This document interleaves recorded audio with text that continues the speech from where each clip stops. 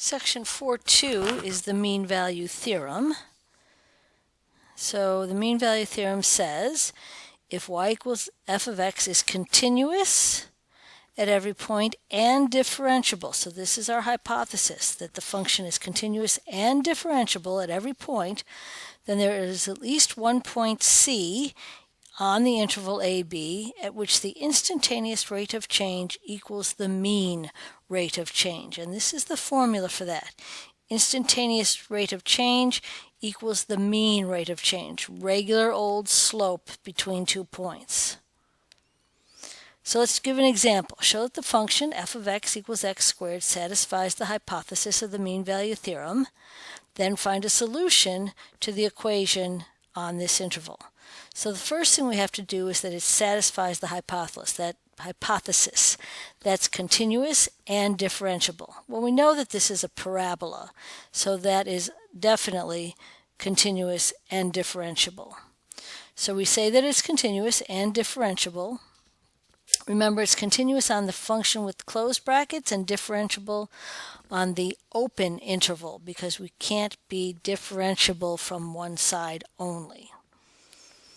So, since f of 0 equals 0 and f of 2 equals 4 and f prime of x equals 2x, we can begin to put things into this formula.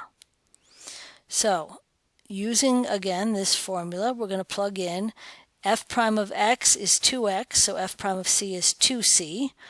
Doing our good old slope from our two ordered pairs, 0, 0, and 2, 4, we get that 2c equals 2, so c equals 1. So what we're saying is that for this function, x squared, on the interval from 0 to 2, the mean value, the average slope, is 2, and that there is a point at x equals 1 where the instantaneous slope is the same. In other words, those lines are parallel. Oops, they did a graph for you. Okay, so there it is, from 0 to 2. We take our slope and find the point where the derivative equals that same slope. Increasing and decreasing. If f is a function defined on the interval I and x sub 1 and x sub 2 be any 2 points, f increases if x1 is less than 2 and the function is also f of x1 is less than f of x2. So as we move from x sub 1 to x sub 2, our function value decreases. Oops, I'm sorry, increases. F of 1 is less than f of 2. Sorry, didn't mean to confuse you there. So if our f of 1 is less than f of 2, and x sub 1 is less than x sub 2, we have an increasing function, and vice versa. If x sub 1 is less than x sub 2, and f of x sub 1 is greater than f of x sub 2, then it is decreasing. Let f be continuous and differentiable. This is a corollary. If f prime is greater than 0 at every point, then f increases. If f prime is less than 0 at every point, it decreases. If the derivative is positive, we are increasing. If the derivative is negative, we are decreasing. So determining where graphs fall or rise. Let's look at another example. Where is the function f of x equals 2x cubed minus 12x increasing, and where is it decreasing? The first thing we want to do is find f prime and find out where that is greater than 0. So f prime is 6x squared minus 12. That's greater than 0 when x is less than negative root 2 or x is greater than root 2. The function is decreasing when f prime is less than 0, and that happens between negative root 2 and root 2. So again, increasing, decreasing functions using the derivatives being greater than or less than 0. Another corollary, functions with f prime equals 0 are constants. if f prime of x equals 0 at every point, meaning it's neither increasing nor decreasing, then f of x must be a constant. No increase, no decrease, always 0. Another corollary, functions with the same derivative differ by a constant.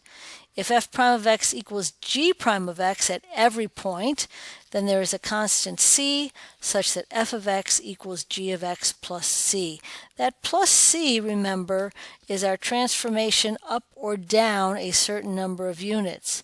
So if I have f of x and I add a plus 3 to that, this entire function will go up 3 units, but its slopes, if I could have drawn that better, are going to be the same at every single point C. So that's just a transformation of one function up or down a certain number of units from the other function. Their derivatives have to be the same. Their curves are identical. An antiderivative, a function f of x is an antiderivative of a function f of x if capital F prime of x equals f of x for all domains. The process of finding an antiderivative is antidifferentiation. This is just doing our derivatives in reverse. You spent a lot of time on this in Algebra 1 and when you started to do, Algebra 1, in Calc AB, particularly when you started to integrate. So finding velocity and position from acceleration. So given acceleration, and that the body falls from rest, so that gives us some information as well. Assume that the body is released at time t equals 0. So we know that a of t equals 9.8, that was given. It's a constant acceleration. And we know that it falls from rest, so the velocity at t equals 0 is 0. Therefore, v of t, the antiderivative, is 9.8t plus a constant c. However, since our initial velocity is 0, c is also 0. So velocity is just v of t equals 9.8t. We're just antiderivating, going up a power on our variables. To find position, we take our velocity. We also know that s of 0 is 0. So in other words, the position was 0 to begin with. We take our antiderivative, making sure we put our plus c in, but then again, knowing that s of 0 is 0, we find out that c is also 0, so the position function is 4.9t squared. Simple antiderivation. We'll be doing a little bit more of that as well. So that's it for 4.2.